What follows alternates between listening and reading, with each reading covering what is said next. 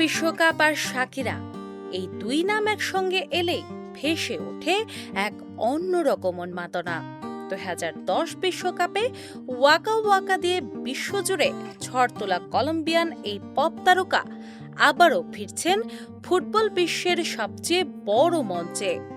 2026 FIFA বিশ্বকাপের official theme সংয়ে এবারও তার কণ্ঠ শোনা যাবে। আর তার সঙ্গে থাকছেন নাইজেরিয়ার জনপ্রিয় সঙ্গীত শিল্পী বার্না বয়। বৃহস্পতিবার মারাকানা স্টেডিয়াম থেকে ধারণ করা একটি টিজার ভিডিও প্রকাশ করেন শাকিরা, যা তিনি সামাজিক যোগাযোগ মাধ্যমে শেয়ার করেন। ভিডিওটি প্রকাশের পর থেকে ভক্তদের মধ্যে শুরু হয় ব্যাপক আলোচনা ও উত্তেজনা।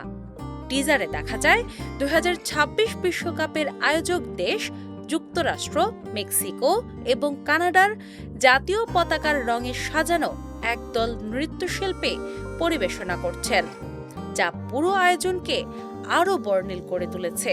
ভিডিওটির আরেকটি বিশেষ আকর্ষণ ছিল প্রতীকী উপস্থাপন। সেখানে 2006, 2010 এবং 2014 সালের বিশ্বকাপের অফিসিয়াল ম্যাচ বল দেখানো হয়, যা মূলত শাকিরার আগের বিশ্বকাপ সঙ্গীতগুলোর স্মৃতিকে সম্মান জানানোর একটি ইঙ্গিত। এই দৃশ্য ভক্তদের মধ্যে নস্টালজিয়া তৈরি করেছে। জানা গেছে এবারের থিম সংটির নাম ডাই ডাই, যেখানে ল্যাটিন পপ এবং আফ্রোবিটের মিশ্রণে তৈরি করা হয়েছে এক নতুন সঙ্গীত ধারা। শাকিরার স্বতন্ত্র ল্যাটিন ছন্দের সঙ্গে বার্না বয়ের আফ্রিকান বিট মিলিয়ে গানটি তৈরি করা হয়েছে, যা ইতোমধ্যেই সঙ্গীত প্রেমীদের মধ্যে কৌতূহল তৈরি করেছে। পূর্ণাঙ্গ গানটি আগামী 14 মে আনুষ্ঠানিকভাবে প্রকাশ করা হবে।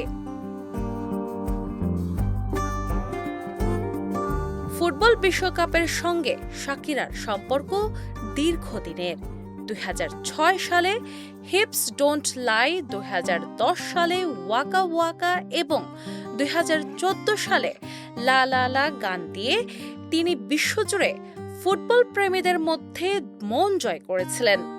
প্রতিটি বিশ্বকাপেই তার গানগুলো হয়ে উঠেছে টুর্নামেন্টের আবহ ও উন্মাদনার অংশ। দীর্ঘ বিরতির পর আবারও বিশ্বমঞ্চে তার প্রত্যাবর্তনকে অনেকেই দেখছেন বিশ্বকাপের নতুন অধ্যায়ের সূচনা হিসেবে। আগামী 11 জুন উত্তর আমেরিকায় শুরু হতে যাচ্ছে 2026 ফিফা বিশ্বকাপ, যা চলবে 19 জুলাই পর্যন্ত। 48 দলের এই আসরের আগে শাকিরার নতুন গানকে ধরা হচ্ছে বিশ্বকাপ কাউন্টডাউনের আনুষ্ঠানিক সূচনা হিসেবে। ডেস্ক রিপোর্ট, বাংলা বাজার পত্রিকা।